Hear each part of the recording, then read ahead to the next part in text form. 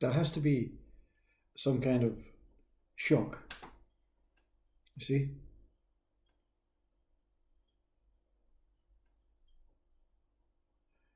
There has to be a moment of stopping. Not what we call a body deathly moment, but just that moment when the shock that is experienced is not understood, is not noted of how it arrived, arisen. Something just stopped. There's no mind to pick up the pieces and say, oh, you were shocked because of this. There's an explosion in the head. Enlightenment begins with science or biology. It begins with the brain. Removing the crap. Because somewhere down the line, the human being thinks his brain is the storage of mind. There's no proven physical experiment to say this compartment is all your mind. The mind is everywhere. It has no location point. It's a travelling energy. It's trying to represent consciousness. It's that shadow of consciousness, that veil, that mask, that proves to be really important to consciousness, but also, if it's stubborn enough, it can irritate the consciousness, you see. And the brain is consciousness, so the mind irritates the brain. Now, the shock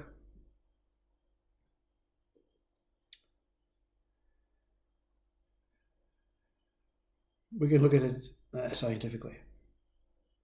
We can say, okay, let's not look at it spiritually, religiously,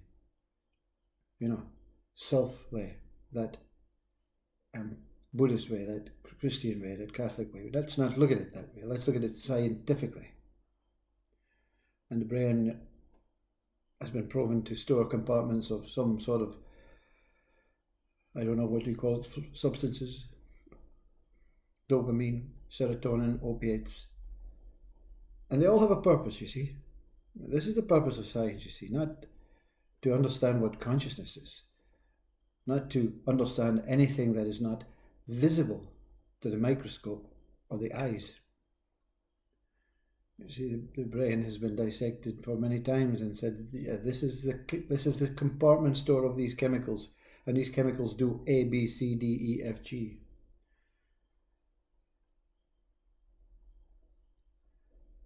And the brain is trying to store the thoughts of the mind because it has no option, you see. The mind is everywhere. But the human begins to think that the brain is the most important, organ in the body. So it makes sure that the brain gets everything, all the information, all the stuff. And even religion and spirituality is trying to, whatever religion and spirituality is trying to, make its mark on the brain.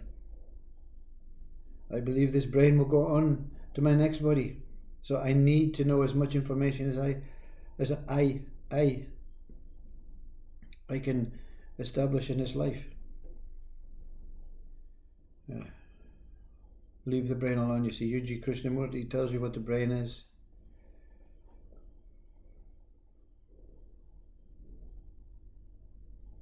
The brain keeps the body alive. That's its purpose. That's its whole purpose.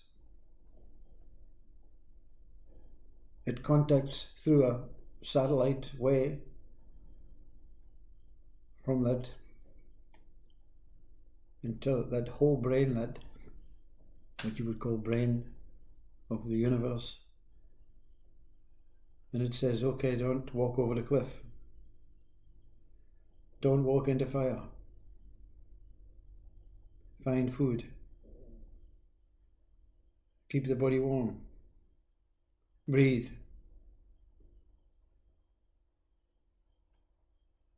cooperate with your nerves, your organs, your arms, your legs, and everything will be fine. But the human wants more than everything is fine, you see.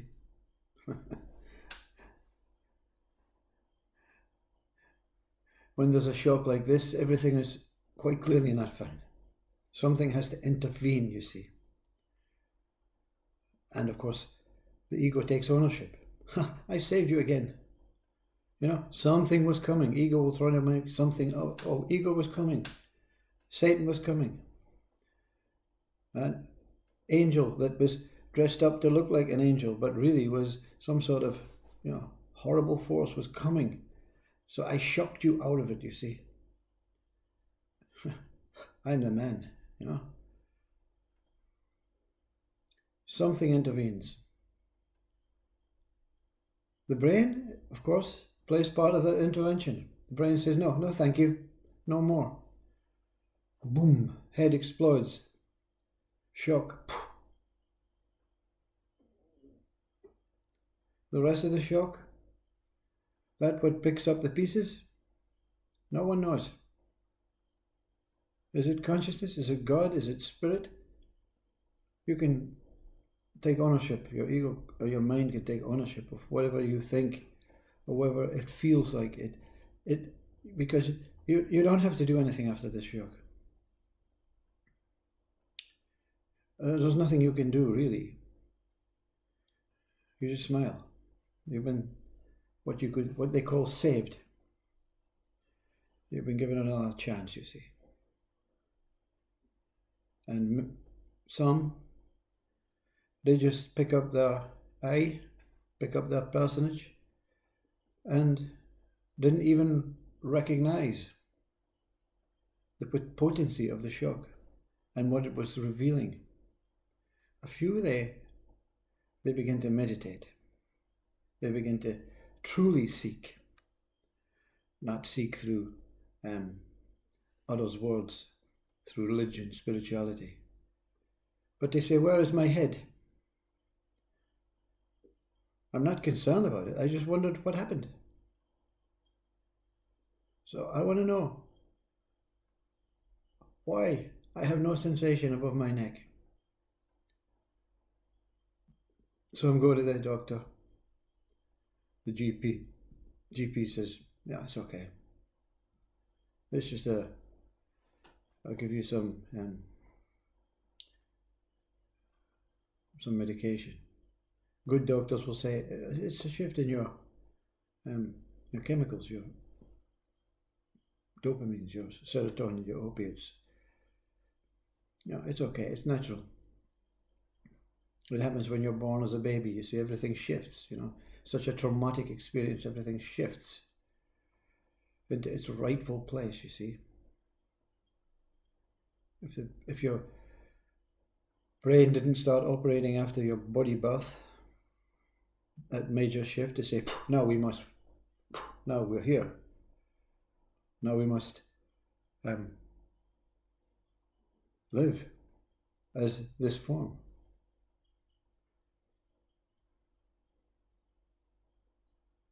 Many shocks through life, many tiny shocks, that you can find a reason for. Your mind wants to, I know this wants his mind. I know what this shock is. This is due to the missile that was exploded a mile down the road and created this bang. Without warning, you see.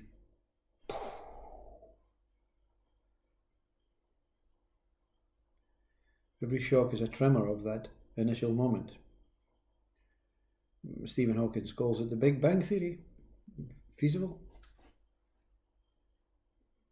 U.G. Krishnamurti calls it that one heartbeat that never moves.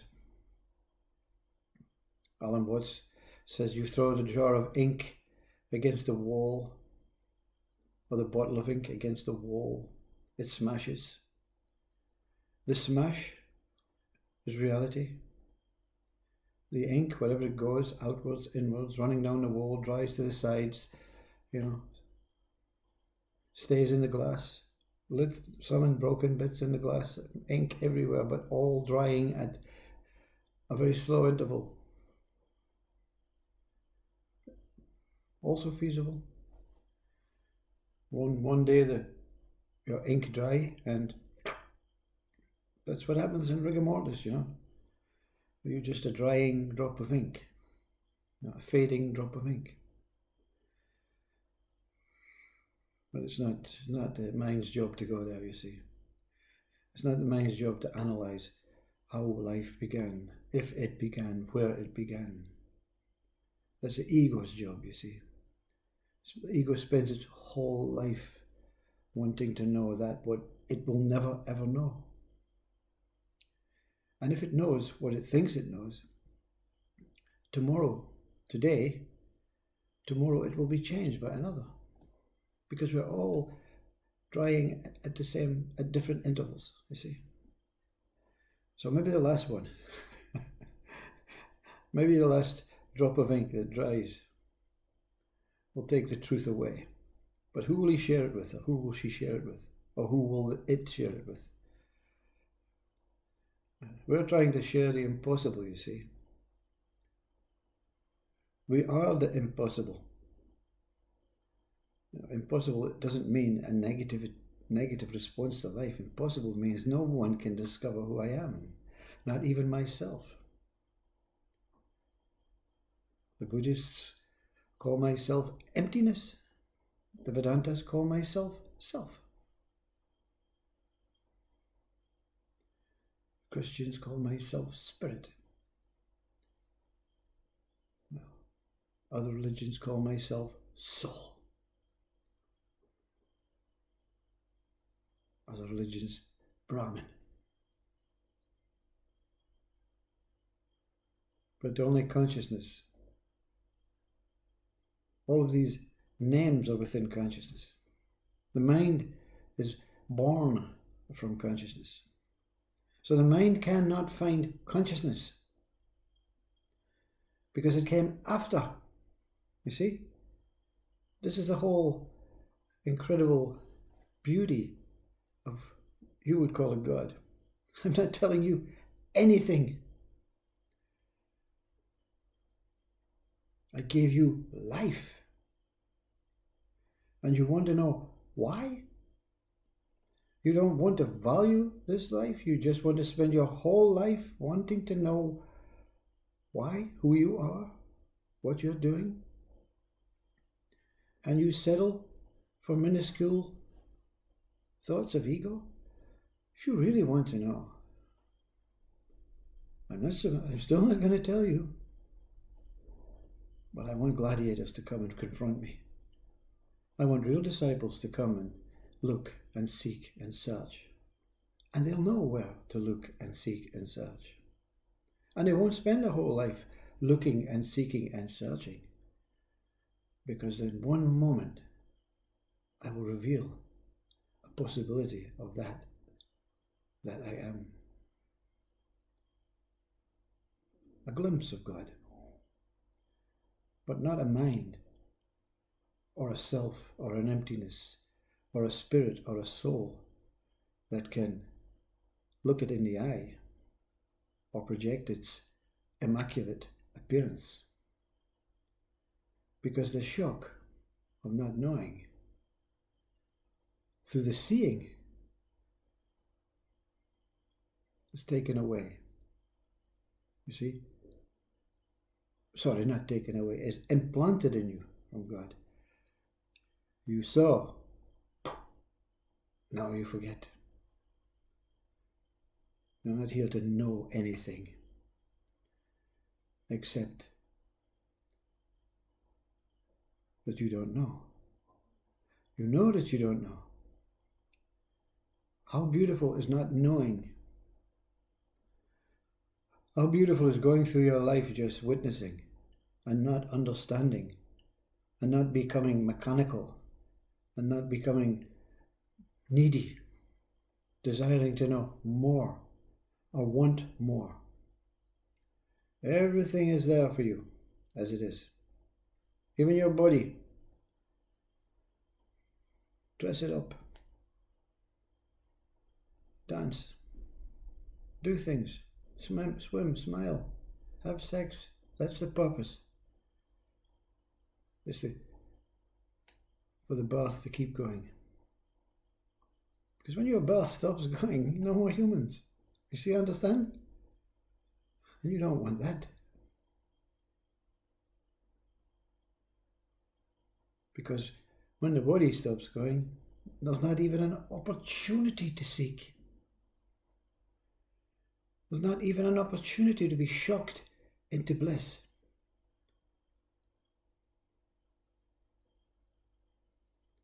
Don't waste your life, says God. Don't waste this body life. You'll have many more, it's okay. But find a shock now and live the rest out in peace. Find that singular pulse, that one moment. That bottle smash.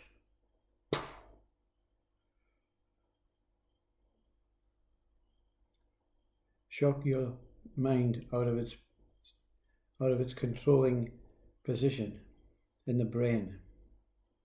The brain doesn't want anything to do with mind. It just wants to do its job. See? Isn't that what we say as humans? When the employer comes to tell you you're doing it wrong, you're not doing it fast enough, just leave me alone to do the job. Employer once more. I'm not picking on all employers. I'm not picking. This is the human way. This is an example. An example to leave me alone, to be as I am. I don't want to be shocked. I want to be born free, remain free, and live free. And I don't have to seek God. Because God will keep me on the path of being me. The true me, not the ego me. Not the me. The me, that I am, the one that is never shocked. It's only the mind that's shocked, you see. It's only the mind that dies in enlightenment and awakening.